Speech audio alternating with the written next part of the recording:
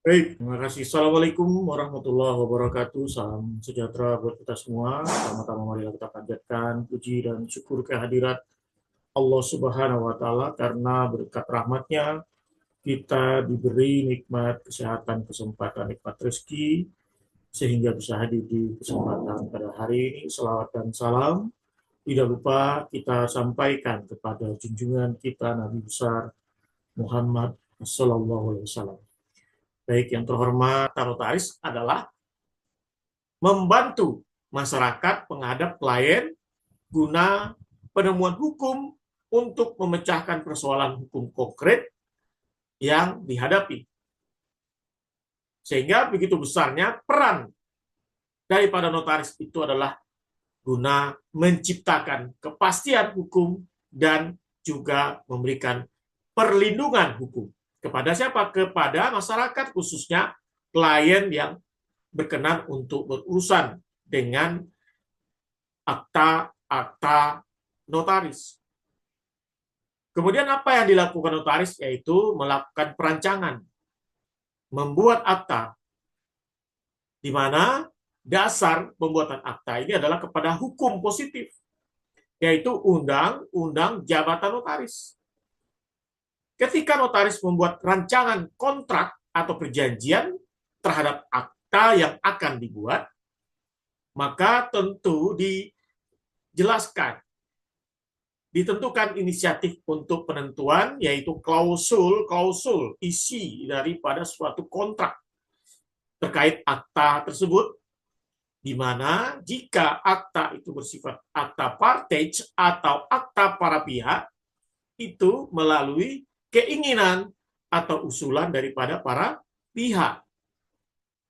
Usul atau keinginan para pihak itulah kemudian diwujudkan oleh notaris jika layak atau tidak dilarang oleh undang-undang terhadap keinginan atau usulan dia itu, di mana peran notaris adalah menyetujui, membenarkan, dan membolehkan, baru kemudian notaris membuatkan akta apa yang diinginkan para pihak tersebut dalam akta notaris. Kan begitu prinsipnya ya. Jadi ada unsur di situ adalah di dalam kepastian hukum, dan perlindungan hukum ini adalah dalam hal menemukan hukum. Ya. Jadi kita memang berpatokan kepada hukum undang-undang, notaris berpijak, tapi juga ada hal-hal yang lain yang secara tidak langsung berkaitan dengan apa yang diatur undang-undang, tetapi itu memungkinkan. Maka kemudian dilakukanlah semacam penemuan hukum. Hanya jabatan notaris saja yang kemudian berperan untuk bisa melakukan penemuan hukum. Ini kalau kita lihat berbeda dengan akta-akta yang dibuat oleh PPAT atau pejabat pembuat akta tanah, yang dimana bentuk aktanya itu sudah ditentukan. Tidak ada unsur-unsur di situ adanya penemuan hukum. Tadi yang dikatakan bahwa ketika notaris membuat akta, ketika merancang akta, membuat akta, notaris itu berpegang kepada prinsip-prinsip pada hukum positif. Ya, adanya klausul-klausul yang diinginkan oleh para pihak itu adalah berdasarkan adanya pasal 1338 KUH Perdata, yaitu adanya kebebasan berkontrak atau prinsip konsensualisme. Ya, itu terdapat di buku ketiga BW KUH Perdata, di mana para pihak itu yang berkehendak, kita harus menelaah dulu apakah sudah selaras ataukah bertentangan dengan aturan hukum berlaku. Jadi di situ ada peran bahwa notaris itu adalah melakukan penemuan hukum. Ya, jadi ada peran di situ notaris melakukan penemuan hukum. Bagaimana seandainya undang-undang belum menetapkan, belum ada, maka tentu kemudian ya, jika peraturan belum ada, tidak lengkap dan atau tidak jelas, maka kemudian yang dilakukan adalah menemukan hukumnya. Jadi pengaturan yang ada di Undang-Undang Jabatan Notaris itu tidak detail, tetapi itu mengarah. Jadi artinya apa? Ketika notaris membuat akta, kita seringkali dalam praktik berkata, Pak, ada nggak contoh akta ini?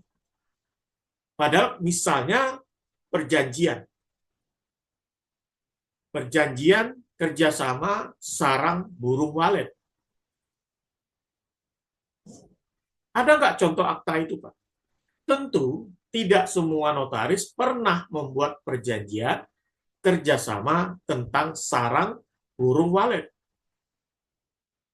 Maka kalau kita lihat bicara tentang akta perjanjian kerjasama, maka muara dasarnya adalah perjanjian. Sehingga kalau perjanjian itu kita ada kaitan pasal 1320 KUH Perdata, pasal 1338. Sehingga kalau kita lihat sarang burung walet, bagaimana Pak? Sarang burung walet itu, kita kan tidak selalu notaris itu harus mengerti paham tentang sarang burung walet. Maka kemudian dikatakan, mereka mengusulkan, loh ini loh Pak, ini perjanjiannya. Nah itulah yang kita cocokkan, sesuaikan, selaras atau tidak, layak atau tidak. Kemudian kita setujui, lalu baru kita buat akta notarisnya. Jadi itu yang disebut dengan melakukan penemuan hukum dengan membuat akta perjanjian kerjasama sarang burung walet atau perjanjian kerjasama lahan. Ada nggak Pak contoh akta sarang lahan? Tidak semua notaris yang pernah membuat akta perjanjian kerjasama pembangunan atau kerjasama terhadap tanah atau tanah lahan. Tetapi bisa nggak notaris membuat aktanya? Jawabannya adalah harus bisa. Maka kalau kata harus bisa itu berarti kita melakukan apa? Melakukan yang namanya melakukan penemuan hukum. Jadi tidak semua akta yang dinotaris itu para notaris senior mau notaris apapun, tidak mesti semua akta yang ada itu adalah dibuat oleh notaris. Semuanya pernah. Ya, tetapi kita bisa nggak membuatnya? Harus bisa. Maka kata harus bisa itulah yang tadi dikatakan. Intinya harus menemukan hukumnya. Kalau bicara menemukan hukum, tentu tidak boleh bertentangan dengan undang-undang jabatan notaris yang memerintahkan notaris, memberikan kewenangan kepada notaris membuatkan akta. Jadi dasar-dasar awal harus berpatok pada aturan yang ada, pasal 38 misalnya, yang ditentukan oleh Undang-Undang Jabatan Notaris tentang kerangka akta yang harus dibuat. Nah, itu adalah pembuka bagi undang-undang yang pelaksanaannya notaris sendiri yang sudah menelaah apa itu awal akta, apa yang termasuk badan akta, apa itu penutup akta. Nah, itu yang dikembangkan kemudian oleh notaris. Sehingga banyak muncul, Pak, ada nggak contoh akta ini? Itu yang sering kita temukan. Padahal itu bisa saja kita buat, jangan kita bergantung kepada contoh-contoh akta. Nah, kalau untuk contoh akta yayasan ada nggak Pak? Nah, itu memang harus ada karena memang patokan. Karena undang-undang, contoh akta pendirian PT ada nggak Pak? Tentu harus ada. Koperasi ada nggak Pak? Harus ada. Tetapi, baik itu undang-undang PT, yayasan, koperasi, kalau koperasi masih ada ya. Tapi kalau PT nggak ditentukan bentuk format perubahan seperti apa Pak? Bentuk format perubahan yayasan bagaimana Pak? Nah, itu yang tidak ditentukan. Jadi, di situ notaris kemudian melakukan penemuan hukum. Penemuan hukum ini kemudian dilakukan oleh notaris berulang-ulang dan kemudian menjadi contoh bagi notaris kemudian. Setelah itu contoh apa? Ketika notaris membuat akta perubahan PT, maka arahnya tanya apa? Banyak, tidak semua harus begitu. Kalau notaris diundang, ada yang membuat akta berita acara rapat umum pemegang saham luar biasa. Tetapi ada juga notaris lain yang membuatnya berbeda. risalah rapat umum pemegang saham luar biasa. Bentuk formatnya persis dengan akta relas, akta pejabat, akta berita acara. Lalu kita katakan, betul nggak Pak, apa yang dikatakan, apa yang dibuat oleh rekan tadi yang judulnya risalah rapat nggak Pak? Kalau lihat isinya persis Pak. Jadi kita tidak notaris, sesama notaris juga tidak boleh saling menyalahkan akta yang dibuat oleh rekan lain. Cuma dalam hati kita berkata, wah ini kan kurang tepat judulnya. Kenapa? Karena kalau akta relas, prinsipnya kita punya prinsip, itu berarti akta judulnya berita acara, itu relas. Bukan berarti setiap berita acara itu milik notaris, tidak. Juga banyak segala macam acara kegiatan-kegiatan yang berkaitan dengan rapat, itu tetap dibuat dengan namanya berita acara. Tidak harus dengan oleh notaris. Rapat di RT, RW, lurah, itu ada berita acara. Rapat organisasi, itu berita acara. Tapi kalau notaris, itu kalau dikaitkan, maka berita acara itu adalah bagian dari relas akta, atau akta pejabat, atau akta oleh notaris. Itu contohnya, ya. Jadi undang-undang nggak menentukan kalau perubahan akta apa yang dibuat. Tapi kalau untuk pendirian, betul. Ini contoh aktanya begini. Tapi kalau perubahan bagaimana?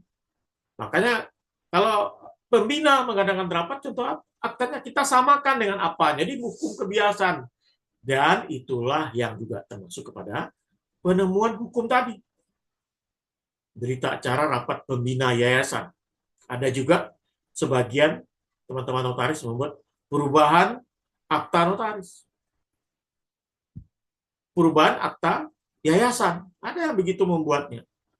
Jadi judulnya adalah beragam. Tidak bisa juga saling disalahkan atau kita menyalahkan akta yang dibuat oleh teman notaris yang lain. Makanya itulah guna kita mengadakan pelatihan pendidikan ini untuk kemudian mengetahui semua itu kemudian berpulang kepada notaris itu sendiri. Tidak semua harus di copy paste, ya, harus dicontoh semua, tidak, tapi harus kita kreasikan menurut prinsip kita sendiri masing-masing. Jadi kita punya penemuan hukum sendiri masing-masing. Jadi tidak, oh ini contoh akta yang dibuat oleh Pak Hendra saja. Itu boleh kalau baik menurut kita, silakan. Tapi kalau tidak baik, tidak perlu kita contoh. Yang dibuat Pak Hendra ini kurang begitu mantap. Bahasanya begitu kaku. Tidak tidak tidak begitu konkret misalnya. Tidak masalah, kita kreasikan. Jadi semua itu tergantung kepada masing-masing prinsip dari notaris yang jika dieratkan dengan istilah penemuan hukum tadi. Ya. Jadi itulah yang perlu kita pahami. Kemudian kita juga harus memahami daripada prinsip-prinsip lagi. Kita akhiri dengan terima kasih atas perhatian. Wabillahi taufik. Wassalamualaikum warahmatullahi wabarakatuh.